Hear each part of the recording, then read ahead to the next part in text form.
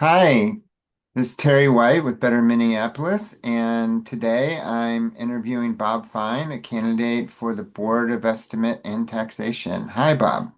Hi, Terry. Good to see you. Good to see you. So, why don't you just tell people a little bit about yourself who may not be familiar with your background? Well, I don't know if I get too long with some of the things I say, but I'll say what I can, and if you want me to expand on something, I will. I'm I was on the Board of Estimate and Taxation for 16 years. At the same time that I was on the Park Board. I was the Park Board representative. As you know, the board has six members. When I first got on, there were seven members. There was the library board.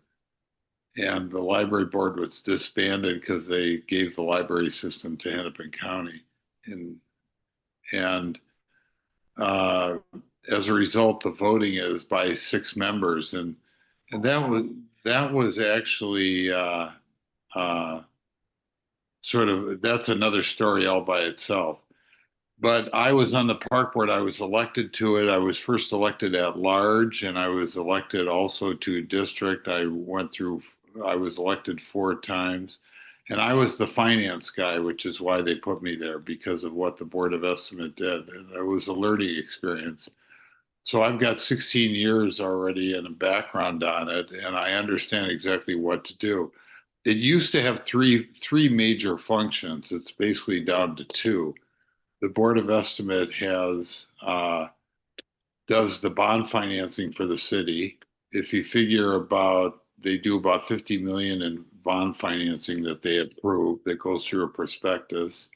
And They some do the some maximum people, tax rate, which is what's visible to most voters and most citizens out there.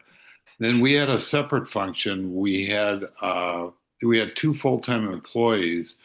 The second employee who didn't do the administration of the board was the city auditor, the lone city auditor. And so it was a separate agency that controlled the audits of the city of Minneapolis and the park board and the library board as well. But the city took that function over. The question is whether that belongs with a separate agency like the Board of Estimate instead of the city auditing themselves. But and do, that's do you another. have an opinion on that? I tend to think that they should go back to the auditor being done by the Board of Estimate and Taxation. That's by a separate agency. It looks a lot better. If you're going to audit the city and the park board, it's better, I think, if they aren't auditing themselves.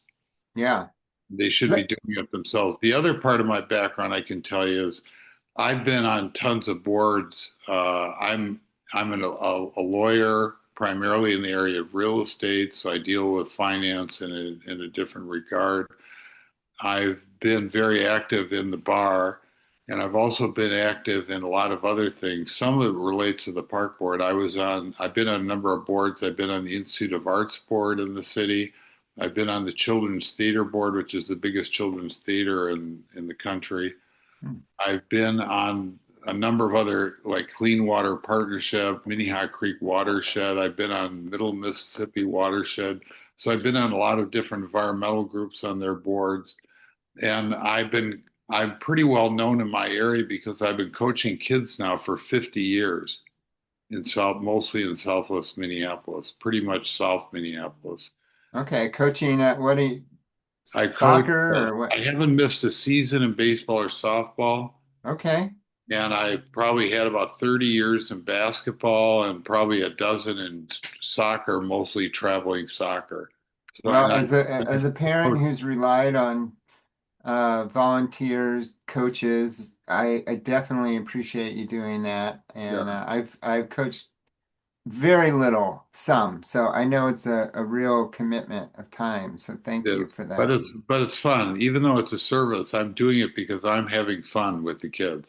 And for instance, I coached two teams this last spring, of which one had a grandson of mine on it. So that was Oh, even more fun. yeah, that is fun. So just to jump back a little bit, I don't know that everybody understands what a bond is and what bonding is. Could you just walk us through that a little bit? So, my understanding is that if the city needed to do, say, a capital project, they issue bonds, which is essentially a loan to raise that money to do the project. That's S- exactly it. Okay, so does the city do that often? Yes. I'm not sure what the bonding is right now, but we used to pretty much have $1 million, a million, not a million, 100 million in bonds. No, actually, I'm trying to think. We had we had it so that we were retiring about 50 million in bonds each year, so it's $1 billion in debt. So as the city is building new bridges or sidewalks or any other kind of public uh, obligation that they sort of maintain, what would happen is a bridge would get paid off or something that did the bonds, and we would issue more bonds to do new projects. And what was happening while I was on the Board of Estimate is the city had in their budget even more money to retire the bonds, so we were reducing the debt. I think at one point the debt was probably about, six, 700 million. So it was reducing it. And that's all tied into looking at the city budgets and even considering what the Board of Estimate is doing regarding financing. Okay. So, So you you know, you've been on that's it, you've tax. been on the board 4 terms, you said, Right. right? But none of those were elected directly to the board. You were elected to the park board and then you served on the BET because of the park board. Is that right? Yeah, it's actually there of the 6 members, two are elected directly. Mm-hmm. One is two are city council members. One is the chair Ways and Means, which handles the finance, and the other is the city council president, and then the mayor sits. Okay. The way the structure of it is that for the park board, the president of the board serves. I served a long time as the president of the park board, but the subsequent presidents would resign or actually not uh, go on the board themselves. They would appoint me in their place. They sort of felt I'm the finance guy. That's Okay. why I served my entire 16 years on there. So what's motivating you this go around to run for the board? You miss it, I guess. In a way, I miss it. I want to do things for the city. I'm real active still. I'm actually on the Civil Rights Commission in Minneapolis, and I'm the longest serving commissioner in the history of the city. I've been serving 23 years. And I like to do things for the city. I'm a very big volunteer for things, and I think I have a lot to offer as far as the Board of Estimate because Mm-hmm. unlike the people who are on there today, they don't have a lot of time in on it. I do. I've had an awful lot of time, so I bring an awful lot of experience about different things that we faced and different things that we do. Um, I always forget to ask this. Do you consider yourself DFL or how do you represent yourself in that regard? I think everyone who runs for office just about Minneapolis is a Democrat. I'm a Okay. DFL endorsed this time around. Uh, Right. Both Okay. Steve Brandt and I got the endorsement at the city convention. So Okay. I guess you'd say I'm a DFLer. No, good. Good. Thank you for clarifying that. You know, the city convention endorsements were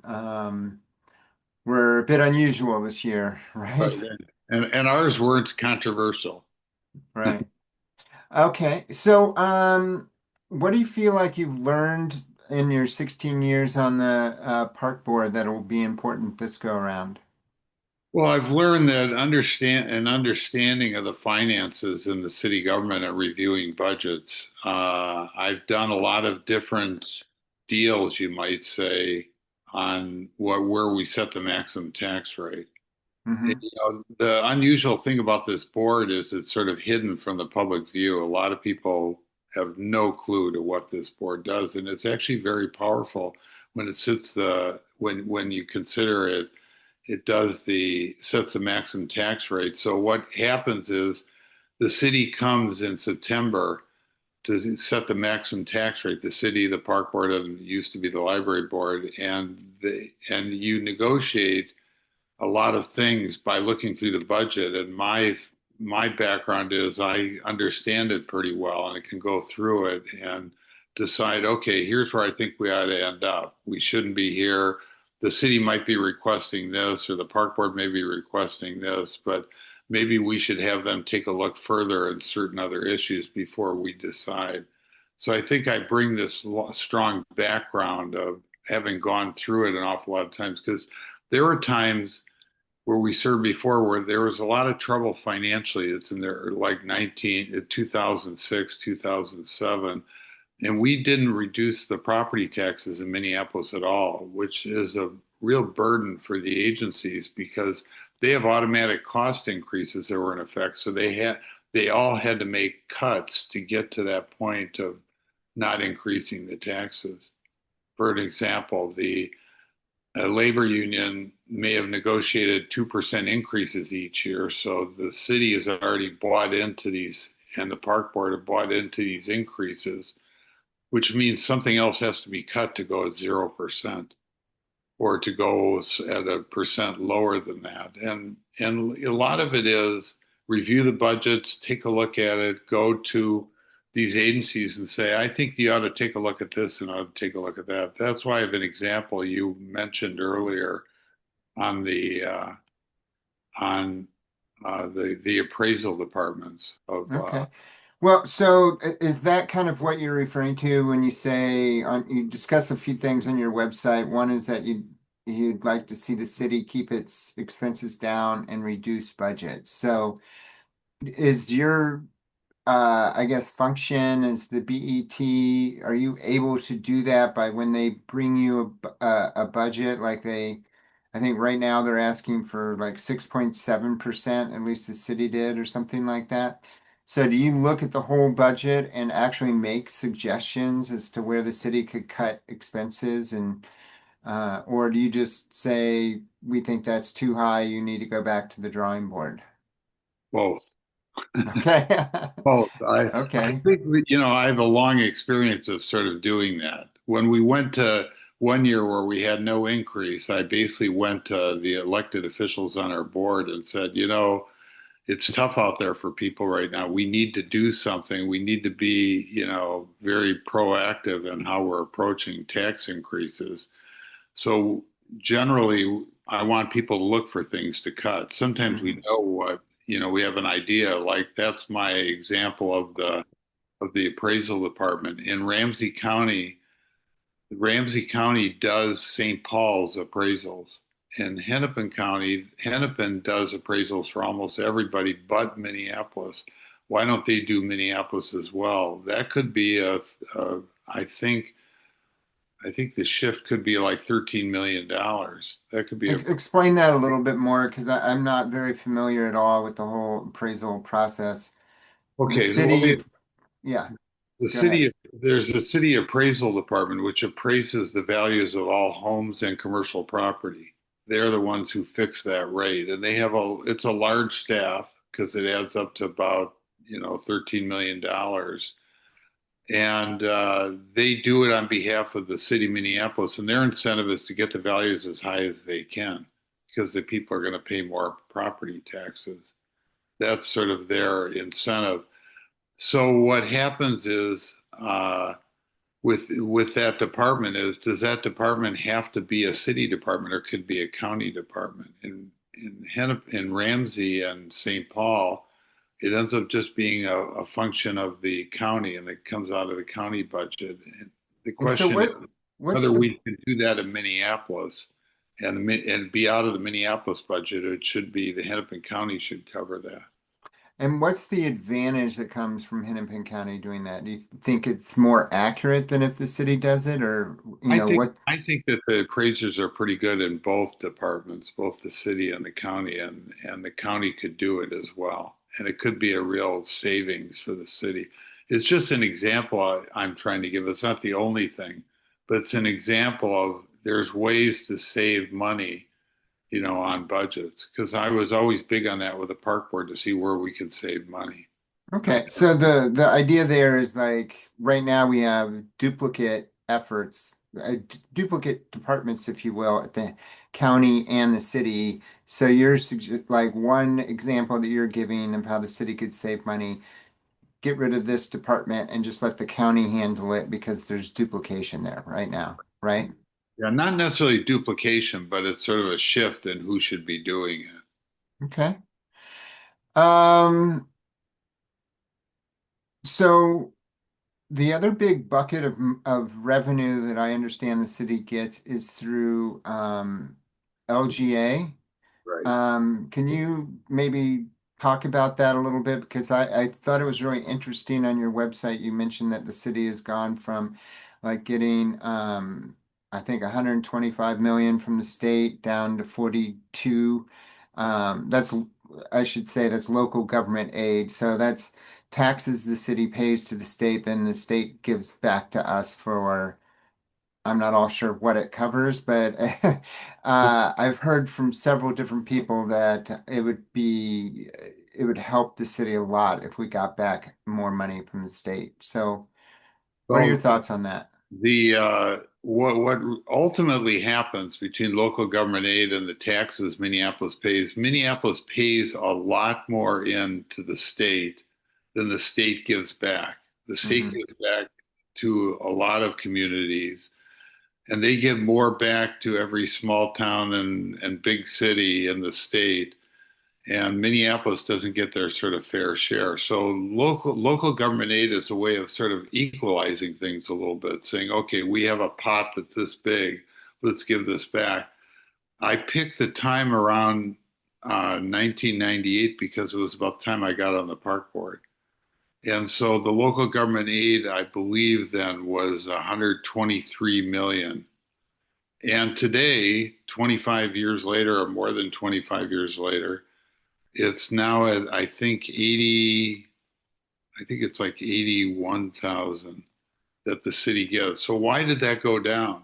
And maybe this is something the state legislators should be lobbied by city officials saying you should go to the state and you should get local government aid increased.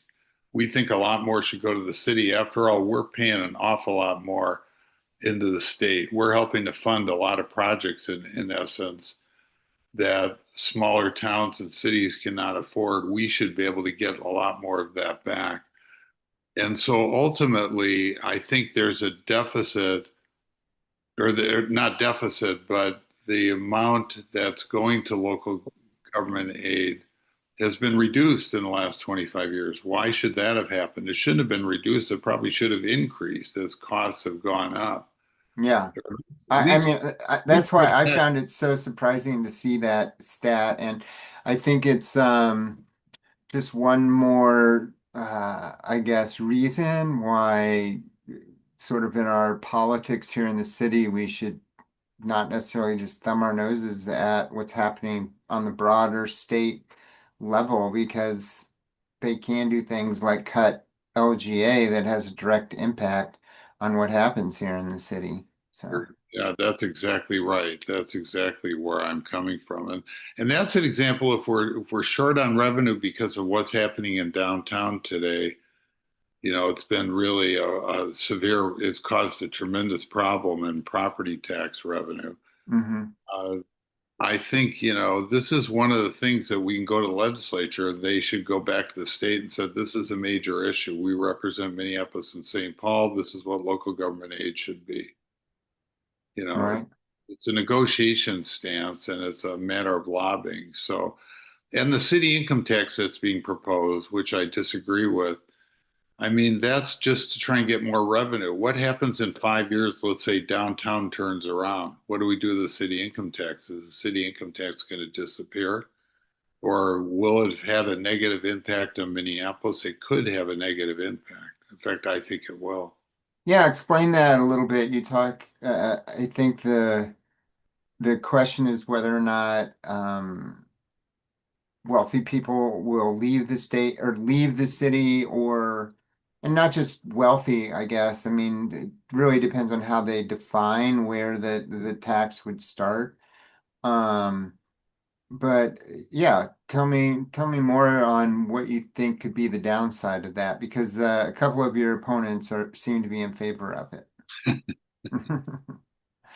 Yeah, I'm not sure if Mr. Bernstein is, but I think Well, yes, I should correct that. Mr. Thank you. Brandt is Bur- definitely there. Burn, I believe Eric Harris Bernstein's position is that it could lead to capital flight, and he thinks that if they were going to consider it, it should be a multi-county um, tax, not just a city tax. Yeah, So thank you. we I should clarify that. Yeah, that's okay. We met, and I think when I talked to him about it, he was very open to there's a lot of things you need to think about. I mean, we have a problem in the state as it is. We have a lot of people who are very well to do. I used to see that when I was in the Institute of Arts Board, where there's some very wealthy people. These people reside in Florida or some other state who has no income tax for 6 months and a day, so they don't have to pay Minnesota income tax.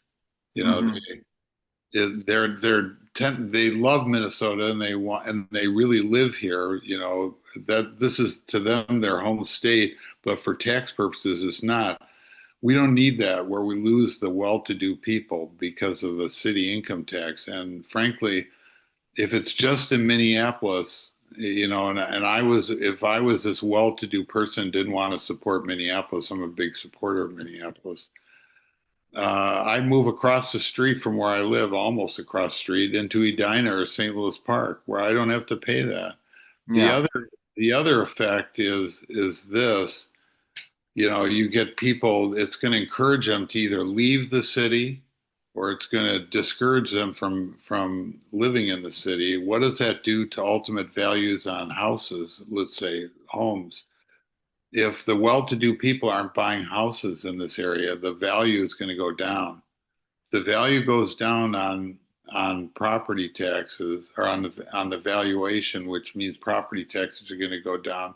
They're going to have to raise the property taxes even more to make up for these people who have chosen either not to live in the city or to move out Hmm. because of it.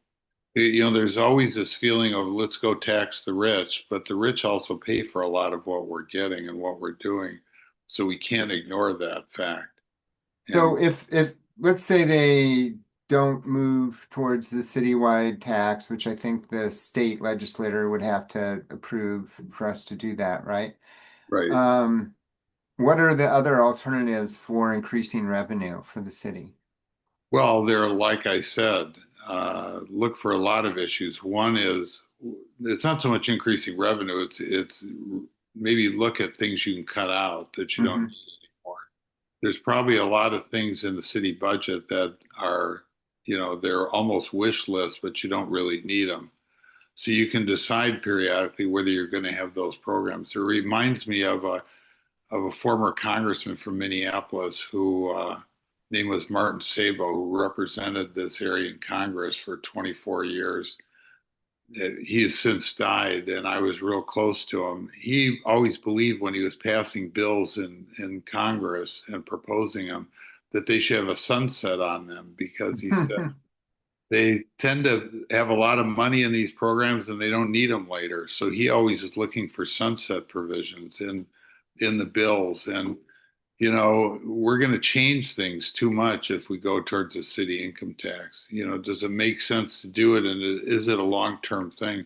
The other thing is the effect it isn't going to be there for a long time because the current Board of Estimate is not going to be able to set the maximum tax rate till next year about this time. Hmm. It's already a year away, and that's for taxes that are going to be paid in 2027 or 2028. Probably a lot later than that because someone's going to have to lobby the legislature to get them to approve a city income tax. So that the whole idea of the city income tax could be years from now before it's implemented. And who knows, So and downtown may be in halfway decent shape. So I'm hoping to, once we can get ourselves past this election, I'm going to have some more conversations with people about the budget that's being kind of reviewed right now. Have you had a chance to look through it? Do you have any thoughts on the current budget that they're working through? No, I'll honestly say no. Okay. Because it wouldn't matter. I need to look at it next year anyways. Yeah, I'm yeah. used to looking at budgets, and I haven't really looked at it, but they made the decision, I think, already in September last month, the Board of Estimate on the maximum tax rate. So that's already done for next year, what the maximum tax rate is. And the question is whether the city council is just going to go up to the maximum. What we found in the past is they almost always, not always, but they'll always, almost always go up to the maximum tax rate. Mm. I'll have to check on that. I thought that that was still in the works, but you might be right. Maximum tax rate, the budget isn't passed until December. Right, right. Final budget, but that's dividing up things. They could take Hmm. out from this department, put it into this one or something new. Okay. Well, great. So, are there any topics that you think people should know about you or your campaign before we close things out here? Probably, I don't know of anything else. I would talk too much. You probably don't need me talking so much, all that much. It's just that I have a, I have an interest. I'm the kind of person that I live on the block I grew up on. I don't live in the same house. I live around the block. Mhm. I haven't gotten very far. I live in my neighborhood where I've lived in my whole life. I'm real active. I really want to see the best happen to City of Minneapolis, and that's what I wanted to see. That's why I'm getting on the board. At my age, I suppose somebody could say, "Why are you bothering to do this at this point?" But I want to see things happen for the best in Minneapolis. Frankly not because I'm going to profit by this, because we get paid, I'm sure, almost nothing Mhm. on the board. You've been there a while. What are some of the biggest changes you've seen in the city in like the last 10 or 20 years, you think? Well, some of them happen to be projects that I pushed through on the park board that are huge. We traded an area of land with the federal government because we own most of the land under the airport, and the federal government wanted to have, I think it's an 8-acre site that the park board owns but can't use. It's what the planes drive over. And we traded that so they could get title to it. We traded for about 40 acres that the airport had. And we now have what's called Solomon Park. I also created a large, I think it's about 12-acre site out by Fort Snelling, of a huge athletic complex that costs about $16 million, in which we've paid for a lot of it already. I also got the headquarters of the park board moved into a building we acquired that cost us about 3 million. It's probably worth about six today, and we paid off all the financing on it. It's sort of my real estate deals. I also acquired about an 8-acre site on a lumber yard northeast Minneapolis along the river, which we acquired using state funds that we were able to get to add on to the park system. So I was always looking for these large park projects. Those are Hmm. the big things that I can think of. It's like things that I was actually directly involved with. And it's been interesting. And, I always had this theorem when I was on the park board. This is all parkland at once. We're just trying to get back as much as we can. Well, people love the parks here. And, yesterday I spoke with Kathy Abene, who's the current president. So I guess she's on the VET now too. So if you win, you might be joining her there. So, And her sign's in my front yard. okay. Do you have a second choice since this is a ranked choice election? I mean, you're obviously want people to choose you first. Are you recommending a second choice or not? I've probably been telling people just because I think it's sort of a fresh voice is to vote for Mr. Bernstein. Okay. I don't Yeah, know I if think he presents sort of we had a sort of very good discussions about the best way that government should operate, and I sort of think we were on the same wavelength, you might say. So I guess that's probably what I would say. all right. Good to know. He's been a guest on the show just recently too. So I should take a look at it. Yeah, yeah. Unfortunately, we had a technical glitch and it got cut off. But it was watched by a lot of people. So yeah. Good. Well, I like what you're doing. This is interesting. Well, thank you, and we'll see you soon, hopefully. Okay. So Thanks, Derek. in person next time. In person. All Okay. right. Thank you. Bye. Bye.